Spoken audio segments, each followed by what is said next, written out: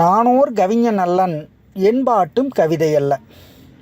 மானாதி மானம் விட்டு வளர்மதியை குறுகவிட்டு நாடகங்களிட்டு நாப்பிளக்க முழக்கமிட்டு ஊனாட உயிர் தெரிக்கும் ஊன்பொதியே கவிஞனெனில் நானோர் கவிஞன் அல்லன் என்பாட்டும் கவிதையல்ல.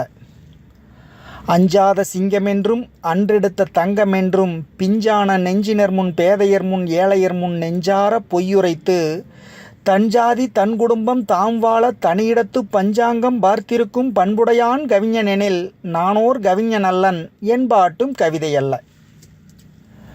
பகுத்தறிவை ஊர்க்குறைத்து பணத்தறிவை தமக்கு வைத்து தொகுத்துரைத்த பொய்களுக்கும் சோடனைகள் செய்து வைத்து நகத்து நுனி உண்மையன்றி நாள் முழுதும் வேடமிட்டு மடத்தில் உள்ள சாமிகள் போல் மாமாய கதையுரைத்து வகுத்துணரும் வழியறியா மாநிலத்து தலைவர் என்று பிழைத்திருக்கும் ஆண்மையிலா பேதையரே கவிஞனெனில் நானோர் கவிஞன் அல்லன் என்பாட்டும் கவிதையல்ல.